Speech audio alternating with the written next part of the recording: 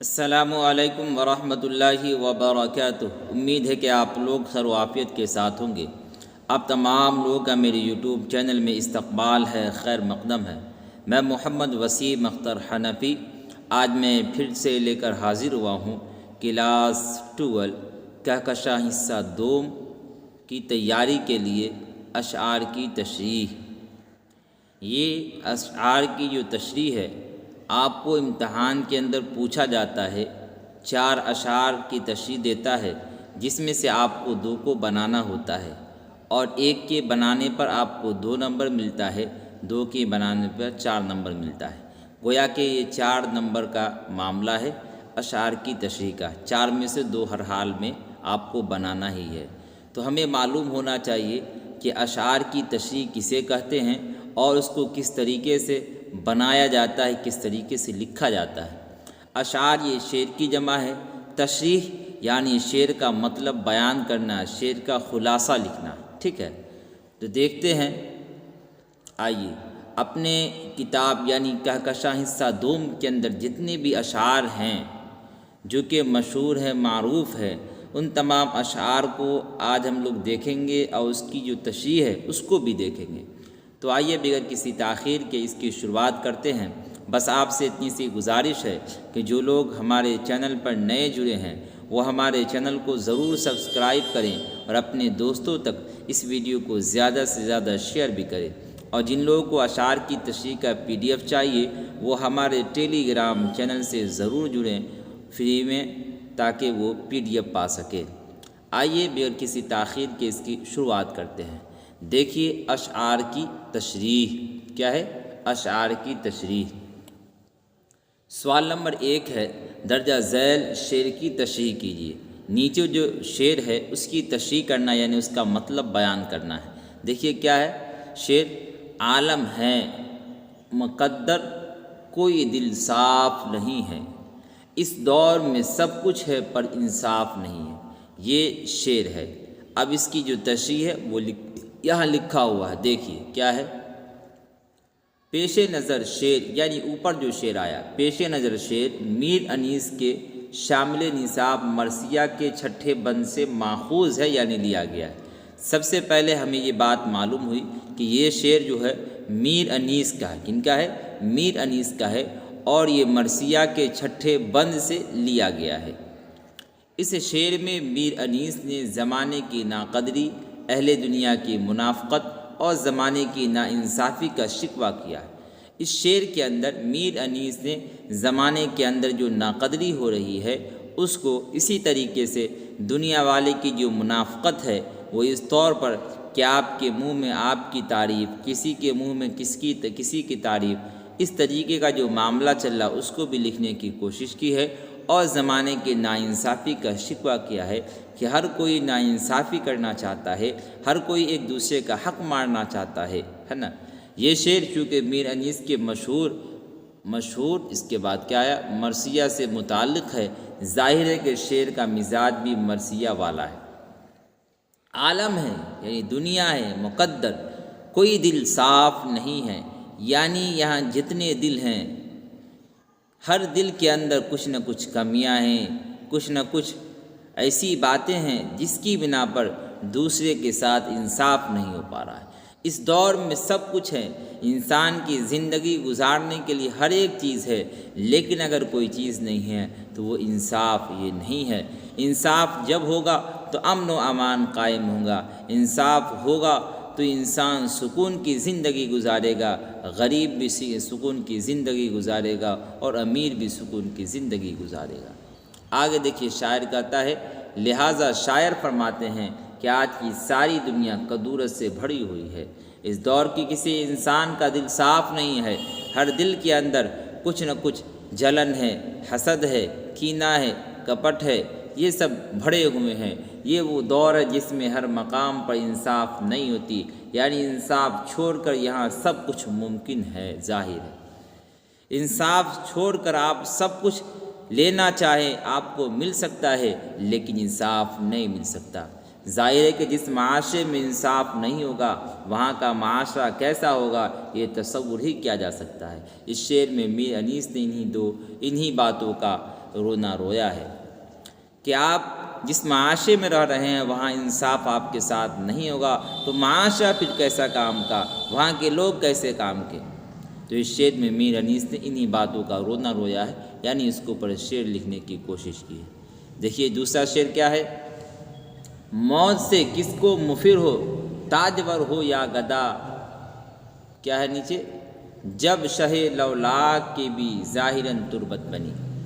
موت سے کس کو مفر ہو، یعنی کوئی پھرنا چاہے تو پھر نہیں سکتا، جو دنیا میں آیا اس کو موت آنی ہی آنی ہے، تاجور ہو یا گدا، کوئی امیر ہو، بادشاہ وقت ہو، گدا یعنی فقیر ہو، ہر ایک کو موت آنی ہے، کوئی موت سے پھر نہیں سکتا، کوئی موت سے بچ نہیں سکتا۔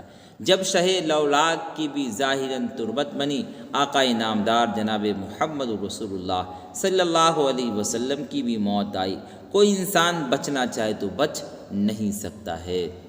دیکھیے کیا ہے، زیر نظر شعر واحد نظیر کی شامل نصاب قطع تاریخ جناب اشرف قادری سے ماخوذ ہے۔ واحد نظیر کی شامل نصاب قطع ہے، تاریخ قطع تاریخ جناب اشرف قادری سے لیا گیا، ماخوذ یعنی لیا گیا، اور قطع تاریخ کا تیسرا شعر ہے۔ اس شعر میں شاعر نے موت کی حقیقت کا اعتراف کرتے ہوئے کہا، کیا ہے موت کی حقیقت، اس کو کیسے اعتراف کیا، کیا کہا کہ موت برحق ہے، یعنی ہر حال میں موت آنی ہی آنی ہے، اور ہر جاندار کو موت کا مزہ چکھنا ہے۔ قرآن کریم کے اندر بھی کہا گیا، کل نفس ذائقۃ الموت، کہ ہر ذی روح کو موت کا مزہ چکھنا ہے، کوئی انسان بچنا چاہے تو نہیں بچ سکتا ہے۔ ٹھیک ہے، یہاں تک کہ سرور کائنات حضرت محمد صلی اللہ علیہ وسلم کی ذات گرامی بھی اسی محفوظ نہیں رہ سکی، ان کو بھی موت آئی ظاہراً۔ اسی حقیقت کو بیان کرتے ہوئے شاعر نے کہا کہ پیغمبر، بادشاہ، فقیر جو بھی ذی روح ہیں اس کو موت کا مزہ چکھنا ہی ہے، اس کی جگہ اس کو موت کا مزہ چکھنا ہی ہے، کسی کو موت سے مفر نہیں، یعنی کوئی بھاگنا چاہے ہے نا تو ایسا نہیں، بلکہ موت جہاں بھی رہے موت آنی ہی آنی ہے۔ آگے دیکھیے 3 نمبر شعر ہے، مجھے دل کی خطا پر یاس شرمانا نہیں آتا، پرایا جرم اپنے نام لکھوانا نہیں آتا۔ پیش نظر یگانہ چنگیزی کی شامل نصاب دوسری غزل سے ماخوذ ہے، یعنی لیا گیا ہے۔ غزل کا مطلع ہے، اور غزل کا کیا ہے، یہ مطلع ہے۔ اس شعر میں شاعر نے اپنی باتوں کو نہایت سلیقے سے پیش کیا ہے، اس میں کئی معنوی تہیں بھی دریافت کی جا سکتی ہے، کچھ حد تک انانیت کی جھلک بھی موجود ہے، ساتھ ہی زمانے سے مقابلہ آرائی کا جذبہ اور حوصلہ بھی موجود ہے۔ اس شعر میں شاعر نے زمانے کے الزامات کو رد کرتے ہیں اور اپنی کارکردگی سے اطمینان کا اظہار کرتے ہوئے اسے صحیح تصور کرتے ہیں، یعنی اپنی خطاؤں پر کوئی شرمندگی نہیں ہے، اور بقول شاعر کیا ہے، دوسروں کے جرم کو اپنے ذمہ نہیں لینا چاہتے ہیں۔ ٹھیک ہے، اس شعر کے اندر انہوں نے زمانے کے الزامات کو رد کیا ہے، کیا کیا ہے، رد کیا ہے، اور اپنے کارکردگی سے اطمینان کا اظہار کیا ہے، کہ اپنے جو کام ہیں اس کے اوپر اطمینان کا اظہار کیا ہے اور اسے صحیح بتلایا ہے، یعنی اپنی خطاؤں پر کوئی شرمندگی نہیں ہے، اور بقول شاعر کے قول کے مطابق دوسرے کے جرم کو اپنے ذمہ نہیں لینا چاہتے ہیں۔ یہ اس شعر کا مطلب ہو گیا ہے نا۔ اس کے بعد دیکھیں آپ، ہوئے ہیں پیر اب ہم دیدنی رونا ہمارا ہے، پلک پر اپنی آنسو صبح پیری کا ستارہ ہے۔ پیش نظر شعر راسخ عظیم آبادی کی شامل نصاب دوسری غزل کا مطلع ہے۔ یہ شعر اپنے اسلوب اور موضوع کے اعتبار سے گرچہ روایتی رنگ و آہنگ کی حامل ہے، لیکن فنی اعتبار سے نہایت سادہ اور پختہ دونوں ہے۔ اس شعر میں شاعر اپنی ضعیفی کا مرثیہ پڑھتے ہوئے نظر آتے ہیں، چنانچہ فرماتے ہیں کہ ایک بڑھاپے کی وجہ سے بہت کمزور ہو چکے ہیں، ہمارا رونا اس بات پر ہے کہ ہماری حالت قابل عبرت ہو چکی ہے۔ بڑھاپا ہونا یہ بھی قابل عبرت، سر کے بال کا پکنا یہ بھی قابل عبرت، دانت کا جھڑنا یہ بھی قابل عبرت، کمزوری کا آنا یہ بھی قابل عبرت، یعنی یہ سب ایسی عبرت ہیں جسے دیکھ کر انسان سمجھ سکتا ہے کہ اب اس کا موت جو ہے بالکل قریب ہے۔ دیکھیے ہماری حالت قابل عبرت ہو چکی ہے۔ میری آنکھوں کی پلکوں پر جو آنسو بہہ رہے ہیں وہ بڑھاپے اور ضعیفی کے صبح کا ستارہ ہے، یعنی ضعیفی سے توانائی یا جوانی کی طرف کبھی نہیں لوٹ سکتے۔ بالفاظ دیگر ہم یہ کہہ سکتے ہیں کہ شاعر اپنے ضعیفی اور کبر سنی سے پریشان ہے اور زندگی سے مایوس ہو چکا ہے۔ کہنا چاہ رہے ہیں کہ بڑھاپے کی وجہ سے بہت کمزور ہو چکے ہیں۔ رونا اس بات کے اوپر ہے کہ ہماری حالت جو ہے قابل عبرت ہے۔ میرے آنکھوں کی پلکوں پر جو آنسو بہہ رہے ہیں آ رہے ہیں وہ بڑھاپا اور ضعیفی کی وجہ سے آ رہے ہیں۔ اس ضعیفی سے توانائی یعنی تندرستی، طاقت و قوت اور جوانی کی طرف کبھی لوٹا نہیں جا سکتا۔ جو جوان ہو گیا وہ بچپنا کی حالت کو نہیں پہنچ سکتا، اور اسی طریقے سے جو بڑھاپا ہو گیا وہ جوانی کی حالت کو نہیں پہنچ سکتا۔ تو بالفاظ دیگر کیا کہیں گے کہ ان کو اپنی ضعیفی پر، اپنی کمزوری پر پریشان بھی ہیں اور ساتھ ساتھ زندگی سے مایوس بھی ہو چکے ہیں۔ اس کے بعد دیکھیں درجہ ذیل شعر کی تشریح کیجیے۔ جس کی گفتار میں نہیں ہے مزہ، سخن اس کا طعام باسی ہے۔ پیش نظر کیا ہے؟ پیش نظر شعر جو ہمارے نصاب میں شامل ہے یہ ولی دکنی کی دوسری غزل کا چھٹا شعر۔ اس شعر میں شاعر نے واردات عشق کی کیفیت بیان کرتے ہوئے اپنے مجازی محبوب کی پیکر تراشی کرتے ہوئے اس کے ناز و نخرے والی کیفیات کو بھی بیان کیا ہے۔ چنانچہ محبوب سے شکوہ کرتے ہوئے شاعر کہتا ہے کہ ایسے محبوب جس کی گفتگو بے لطف ہو، ایسا محبوب جس کی بات چیت بے لطف و بے مزہ ہو، کوئی مزہ نہ ہو، یہاں تک کہ جب وہ کوئی بات کہے تو ایسا محسوس ہوتا ہے کہ باسی کھانے کی طرح اس کی گفتگو کو سن کر ایسی بدمزگی پیدا ہوتی ہے کہ دوبارہ گفتگو کے لیے طبیعت مائل نہیں ہوتی۔ کہنا چاہتے جس طریقے سے باسی روٹی انسان کھانا نہیں چاہتا، اسی طریقے سے اس کے محبوب کے بارے میں کہا گیا کہ باسی کھانے کی طرح اس کی گفتگو یعنی بات کو سن کر ایسی بدمزگی پیدا ہو جاتی ہے، یعنی من عجیب طرح ہو جاتا ہے کہ دوبارہ اس سے بات کرنے کے لیے دل بھی مائل نہیں ہو پاتا ہے۔ دیکھیے اس کے بعد ہے آپ کو کیوں گردش مدام سے گھبرا نہ جائے دل، انسان ہوں پیالہ و ساغر نہیں ہوں میں۔ پیش نظر شعر مرزا غالب کی شامل نصاب پہلی غزل کا دوسرا شعر ہے۔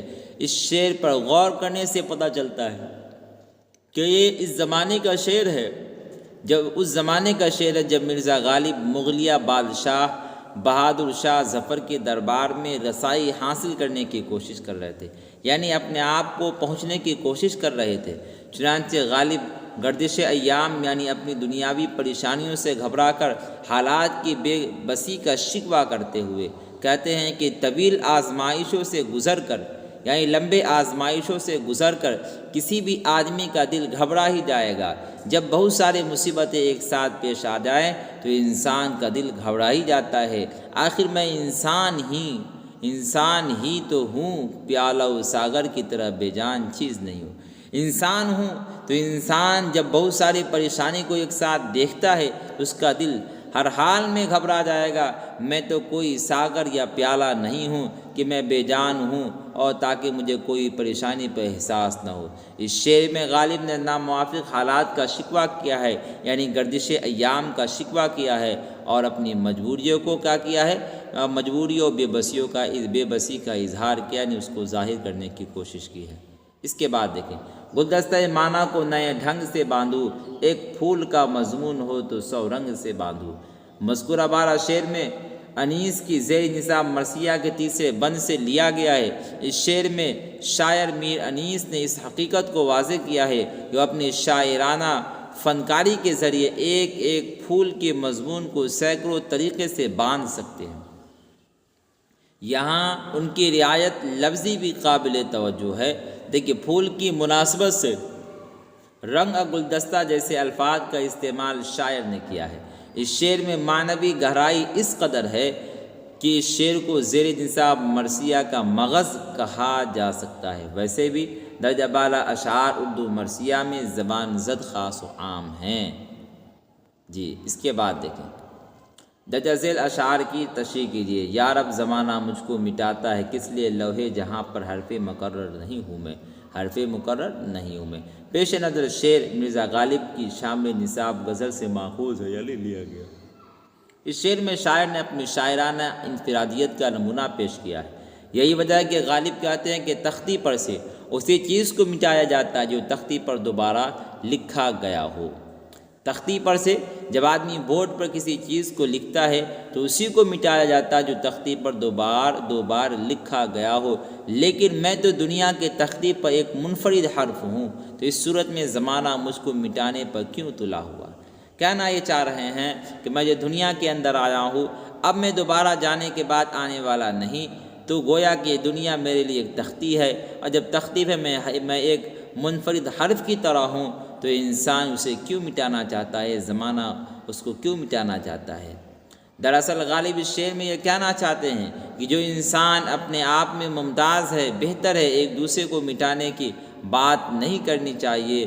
شاعر ہمیں یہی پیغام دینا چاہتا ہے، بلکہ اس دنیا کے اندر جتنے بھی انسان آئیں وہ آئیں، جب جائیں گے تو پھر دوبارہ نہیں آ سکتے ہیں۔ دیکھیے اس کے بعد کیا ہے، اس کے بعد ہے آپ کو جی چاہتا تو بیٹھتا یادوں کی چھاؤں میں، ایسا گھنا درخت بھی جڑ سے اجڑ گیا۔ دیکھیے مذکورہ بالا شعر خلیل الرحمن اعظمی کی شامل نصاب پہلی غزل سے ماخوذ ہے، یعنی لیا گیا ہے، اور یہ غزل کا دوسرا شعر ہے۔ اس شعر میں شاعر نے اپنے محرومیوں اور غم و افسردگی کا اظہار کیا ہے۔ شعر میں الفاظ کا نظام اس طرح قائم کیا ہے کہ ان غموں سے مایوسی کے بجائے جینے کی تحریک ملتی ہے، جیسے یادوں اس کی چھاؤں کو شاعر نے ایک گھنا درخت سے تعبیر کیا ہے، یعنی غم و افسردگی سے گھبرا کر کہتا ہے کہ جی چاہتا ہے کہ میں غموں سے نجات کے لیے یادوں کی چھاؤں میں بیٹھ جاتا، لیکن وہ یاد جیسا گھنا درخت بھی اپنے جڑ سے اجڑ گیا، یعنی جڑ سے اجڑ گیا، یعنی شاعر کے پاس یادوں کی شکل میں بھی کچھ باقی اب نہیں ہے۔ ٹھیک ہے، اس کے بعد دیکھیں،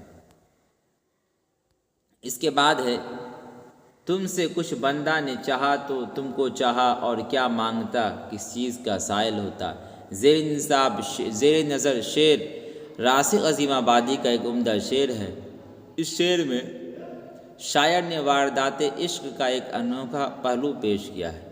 شاعر اس شعر میں محبوب کو مخاطب کرتے ہوئے کہا کہ میں نے کبھی اگر تجھ سے کچھ طلب بھی کیا تو تم ہی کو اپنے لیے طلب کر لیا، اور جب تم ہی کو مانگ لیا تو پھر مانگنے کے لیے کیا باقی رہ گیا، اور پھر اب تم سے کس چیز کا سوال کر لیا، یعنی تم کو مانگ کر میں نے سب کچھ مانگ لیا۔ بہت ہی آسان لفظوں میں اس کو لکھنے کی کوشش کی گئی ہے۔ اس کے بعد دیکھیں، اس کے بعد ہے اس پر بھی دشمنوں کا کہیں سایہ پڑ گیا، تم سا پرانا دوست بھی آخر بچھڑ گیا۔ پیش نظر شعر خلیل الرحمن اعظمی کا شامل نصاب پہلی غزل کا مطلع ہے۔ اس شعر میں شاعر نے اپنے ذاتی غم کو کھلی ہوئی کتاب کی طرح کھول کر رکھ دیا، جس سے شاعر کی شدید مایوسی کا اظہار ہوتا ہے۔ شاعر اپنے نجی حالات سے اس طرح چور ہو چکا ہے۔ ہر آدمی کا ایک نجی حالات ہوتا ہے، نجی زندگی ہوتا ہے۔ شاعر اپنے نجی حالات سے اس قدر چور ہو چکا ہے کہ غم کو اس نے رفیق حیات تصور کر لیا ہے۔ گویا کہ غم اس کے رگ و ریشے کے اندر پیوست ہے، لیکن شاعر کو شدید غم کی رفاقت بھی راست نہیں آئے۔ شاعر دنیا والوں سے اس بات کا شکوہ کرتے ہوئے کہتا ہے کہ غم جو میرا قدیم یعنی پرانا رفیق یعنی دوست تھا، ساتھی تھا، اس پر دشمنوں کی نگاہ پڑ گئی اور وہ بھی ہم سے بچھڑ گیا۔ یعنی شاعر اس دنیا میں اپنے آپ کو بالکل تنہا محسوس کرتا ہے۔ ٹھیک ہے، اس کے بعد دیکھیں، اس کے بعد ہے آپ کو دائم پڑا ہوا تیرے در پر نہیں ہوں میں، خاک ایسی زندگی پہ کہ پتھر نہیں ہوں میں۔ پیش نظر شعر مرزا غالب کی نصاب پہلی غزل سے ماخوذ ہے۔ کیا ہے؟ مرزا غالب کی شامل نصاب پہلی غزل سے ماخوذ ہے، نہیں لیا گیا ہے، اور غزل کا یہ مطلع ہے۔ اس شعر میں شاعر نے یعنی غالب نے اپنی غربت کا اظہار کرتے ہوئے شاہ کو مخاطب کیا ہے اور موصوف کے اپنی خودداری کا احساس دلاتے ہوئے کہا کہ میں اپنی غربت کے باوجود تیرے در پر ہمیشہ پڑا رہنے والا نہیں، میں غریب ہوں لیکن بار بار تیرے در پر پڑا رہنے والا نہیں ہوں، خاک پڑے ایسی زندگی پر، اس لیے کہ میں انسان ہوں، پتھر نہیں ہوں میں، کیونکہ پتھر بے جان اور بے حس ہوتے ہیں، جبکہ انسان ایک حساس مخلوق ہے، یعنی اس کے دل میں احساس ہوتا ہے، وہ کسی کے دروازے پر دو روٹی کے لیے پڑا نہیں رہ سکتا اگر اس میں خودداری ہے، اگر اس میں کیا ہے، خودداری ہے۔ شاعر نے بادشاہ کو ہے نا کیا ہے، اسی شعر میں اسی جذبے کا احساس دلایا ہے کہ کوئی غریب انسان آپ کے در پر بار بار پڑا رہنے والا نہیں، اس لیے کہ اس کے دل کے اندر بھی ایک حساس ہے، اس کو احساس ہے کہ جب ہم کسی کے دل پر بار بار جائیں گے تو وہ ہمیں دے نہیں سکتا، میں کوئی پتھر نہیں ہوں، بے جان نہیں، بلکہ میں ایک حساس مخلوق ہوں، اس لیے میں بار بار تیرے دروازے پر دو روٹی کے لیے پڑا نہیں رہ سکتا، اور اس کے ذریعے انہوں نے خودداری کو ثابت کرنے کی کوشش کی ہے۔ اس کے بعد ہے آپ کو پہاڑ کاٹنے والے زمین سے ہار گئے، اسی زمین میں دریا سمائے ہیں، کیا کہا، زیر تشریح شعر ہے نا، یا زیر نظر شعر، یگانہ چنگیزی کی شاملی جی صاحب غزل سے ماخوذ یعنی لیا گیا۔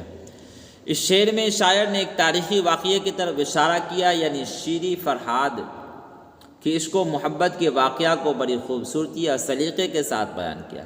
شاعری کی اصطلاح میں اس صنعت کو صنعت تلمیح کہتے ہیں۔ دیکھیے شعر کے دوسرے حصے میں دریا سمائے ہیں کا استعمال کیا گیا ہے، جس کا ظاہری معنی کے طور پر شاعر نے شیریں فرہاد کے واقعے کی طرف اشارہ کیا، یعنی فرہاد نے جس پہاڑ کو کھود کر دودھ کی نہر نکالنے کی کوشش کی، آخر کار فرہاد بھی اسی مٹی میں مل گیا، لیکن شاعر نے شعر میں حقیقی مراد انسانی زندگی کے انجام اور دنیا کی بے ثباتی سے روشناس کرایا۔ کہا دیکھیے انسان جتنا بھی محنت کر لے، دنیا کے اندر رہ کر زمین سے کوئی بھی چیز نکال لے، لیکن ایک نہ ایک دن اسے دنیا سے رخصت ہونا ہے۔ اسی طریقے سے فرہاد نے پہاڑ کو کھود کر دودھ کی نہر نکالنے کی کوشش کی، لیکن آخرکار فرہاد بھی اسی مٹی میں مل گیا۔ ٹھیک ہے، دیکھیے آگے شاعر کہنا چاہتے ہیں کہ دنیا میں کیسے کیسے مشہور آدمی آئے، نبی آئیں، ولی آئیں، صحابہ آئیں، قطب ابدال آئیں، تابعین آئے، طب تابعین، ائمہ مجتہدین، بزرگان دین، سب آئے، لیکن وقت پورا ہوا، سب کے سب چلے گئے اور اپنی شہرت کا جلوہ دکھا کر آخرکار اسی زمین میں سما گئے۔ یہی وجہ ہے کہ شاعر نے زمین میں دریا کے سمائے جانے کی بات کہی ہے۔ اس کے بعد دیکھیں، اس کے بعد غالب وظیفہ خار ہو، وہ دو شاہ کو دعا، وہ دن گئے جو کہتے تھے نوکر نہیں ہوں میں۔ پیش نظر شعر مرزا غالب کی زیر نصاب پہلی غزل سے لیا گیا، یہ غزل کا مقطع ہے۔ یہ ایک دعائیہ شعر ہے جس میں غالب نے دلی کے بادشاہ بہادر شاہ ظفر کو دعا دیا ہے، جس کا پس منظر یہ ہے کہ شاعر کو جب مغلیہ دربار میں رسائی ہوئی، یعنی وہاں ان کی پہنچ ہوئی اور دربار سے وظیفہ ملنے لگا، تو شاہ کو دعا دینے لگے، یعنی بادشاہ کو دعا دینے لگے۔ بادشاہ کون تھے؟ بہادر شاہ ظفر تھے۔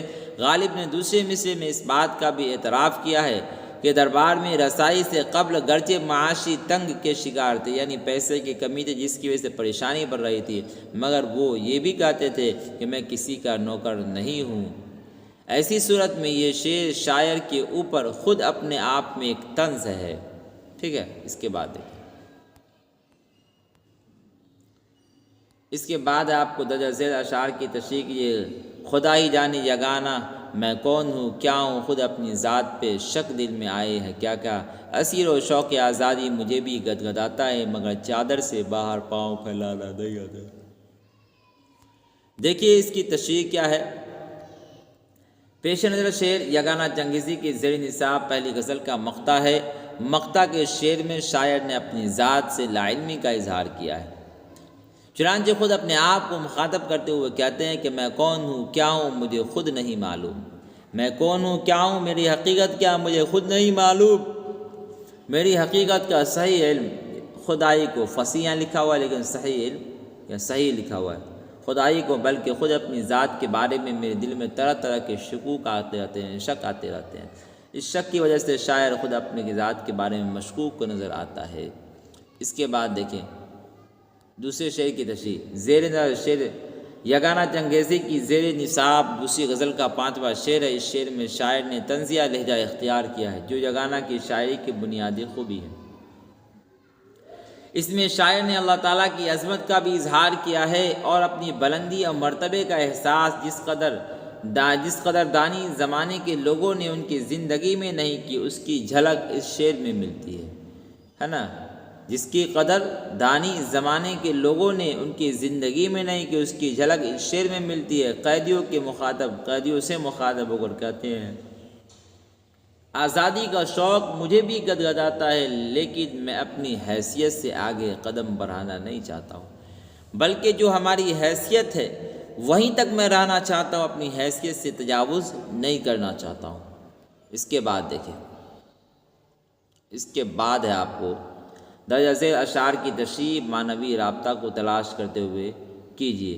مصیبت کا پہاڑ آخر کسی دن کٹ ہی جائے گا، مجھے سر مار کر تیشے سے مر جانا نہیں آتا، دل بے حوصلہ ایک ذرا سی ٹھیس کا مہمان، وہ آنسو کیا پیے گا جس کو غم کھانا نہیں آتا۔ دیکھیے اس کی تشریح کیا ہے۔ مذکورہ بالا شعر یگانہ چنگیزی کی دوسری غزل کا تیسرا شعر ہے۔ اس شعر میں شاعر نے اپنی بات بڑے سلیقے سے پیش کیا ہے۔ اس شعر میں سیاق و سباق کے حوالے سے نئی معنوی تہہ دریافت کی جا سکتی ہے اور فن کے حسن سے بھی محفوظ ہوا جا سکتا ہے۔ یہاں اس شعر میں یگانہ نے فرحات کی طرف اشارہ کیا ہے، لیکن معنوی سطح پر ایک نئی صورت پیدا کر کے شعر کی تہداریت اور معنویت میں اضافہ کر دیا ہے۔ دیکھیے مذکورہ بالا شعر یگانہ چنگیزی کی زیر نصاب دوسری غزل کا چوتھا مصرع ہے۔ اس شعر میں بھی یگانہ نے قلبی واردات کی طرف اشارہ کر کے معنوی تہوں کو پیش کیا ہے۔ چنانچہ شاعر کہتا ہے کہ دل میں اگر حوصلہ نہ ہو تو وہ ذرا سی ٹھیس میں ٹوٹ جاتا ہے۔ جس دل کو غم کھانے کی عادت نہ ہو وہ اتنا کمزور ہوگا کہ آنسو کیا پیے گا۔ جب بھی اس کو کوئی غم آئے گی تو اس کا آنسو بہانا شروع کر دے گا۔ اس شعر میں شاعر نے ٹھیس جیسے معمولی اور روزمرہ کے الفاظ کو استعمال کر کے گہری معنویت پیدا کر دی ہے۔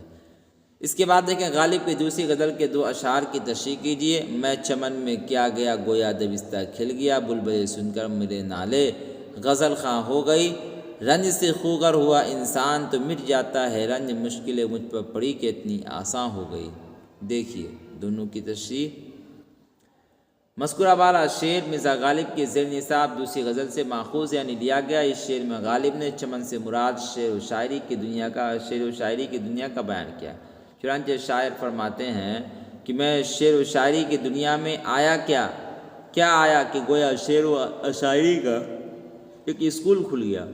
اب شعر و شاعری کا ایک ایسا ماحول بن گیا ہے کہ میری شاعری کے تجربات اور احساسات کو دیکھ کر ہر تعلیم یافتہ آدمی شاعری سے دلچسپی لینے لگا اور غزل کہنا شروع کر دیا۔ بالفاظ دیگر ہم یہ بھی کہہ سکتے ہیں کہ چونکہ بلبلوں نے بھی اپنے نالے فرحات کا سلیقہ غالب کی شاعری سے ہی سیکھا، یہی غالب کی شاعری کی انفرادی خصوصیت ہے۔ اس کے بعد دیکھیں مذکورہ بالا شعر مرزا غالب کے زیر نصاب دوسرے غزل سے لیا گیا۔ اس شعر میں غالب نے دنیاوی رنج و الم کو جھیلنے اور برداشت کرنے کا سلیقہ سکھایا ہے۔ چنانچہ فرماتے ہیں کہ رنج و الم بنیادی زندگی میں ہر انسان کی زندگی کا حصہ ہے، یعنی جب دنیا کے اندر انسان آیا تو اسے رنج بھی آئے گی، اسے تکلیف بھی آئے گی۔ اس لیے جب آدمی کو رنج و الم سے دوچار ہونا پڑے تو بہادری سی آزمائشوں کا مقابلہ کرنا چاہیے۔ غالب نے اس شعر میں اپنا تجربہ پیش کیا ہے کہ جب آدمی رنج و الم کا خوگر ہو جاتا ہے تو مشکلات خود بخود آسان نظر آنے لگتی ہے۔ اس لیے انسان کو رنج و الم اور آزمائشوں سے گھبرانا نہیں چاہیے، بلکہ بہادری اور جوانمردی کے ساتھ ناموافق حالات کا مقابلہ کرنا چاہیے، اسے لڑنا چاہیے۔ اس کے بعد دیکھیں، اس کے بعد آپ کو درجہ ذیل اشعار کی تشریح کیجیے۔ یاروں نے خوب جا کے زمانے سے صلح کی محضہ بد دماغ یہاں بھی بچھڑ گیا۔ دیکھیے اب کیا بتائے کیا تھا خیالوں کے شہر میں بسنے سے پہلے وقت کے ہاتھوں گزر گیا۔ ہم بانسری پر موت کی گاتے رہے نغمہ تیرا، اے زندگی رتبہ رہے بالا تیرا۔ سورج ہے گونا مہربان ہے سر پہ نیلا سائبان، اے آسماں دائم رہے سایہ تیرا۔ دیکھیے اس کا کیا مطلب ہے۔ اس کا مطلب ہے مذکورہ بالا شعر خلیل الرحمن اعظمی کی زیر نصاب پہلے غزل کا چوتھا شعر ہے۔ اس شعر میں شاعر نے زندگی کے غم و افسردگی کا اظہار کیا۔ چنانچہ شاعر کہتا ہے کہ میرے احباب لوگ ہی عقل مند نکلے، یعنی دوست احباب ہی عقل مند نکلے کہ انہوں نے وقت اور اس کے حالات سے سمجھوتا کر لیا اور دنیاوی کامیابی حاصل کر لی، لیکن شاعر اپنے آپ کو بد دماغ کہتے ہوئے یہ ثابت کرنا چاہتے ہیں کہ میں زمانے کے تقاضوں کے ساتھ نہیں چل سکا، اس لیے اس معاملے میں بھی میں بچھڑ ہی گیا۔ خلیل الرحمن اعظمی کے اس شعر میں گہری محزونیت اور حزن و یاس کا غلبہ ہے۔ ٹھیک ہے، اس کے بعد دیکھیں، اس کے بعد مذکورہ بالا خلیل الرحمن اعظمی کی زیر نصاب پہلی غزل سے ماخوذ ہے اور غزل کا مقطع بھی ہے۔ کیا یہ غزل کا مقطع ہے؟ جی، اس شعر میں شاعر نے خیالوں کے شہر اور اجڑ گئے جیسے الفاظ استعمال کر کے شعر میں حزن و ملال کی ایک نئی کیفیت پیدا کر دی۔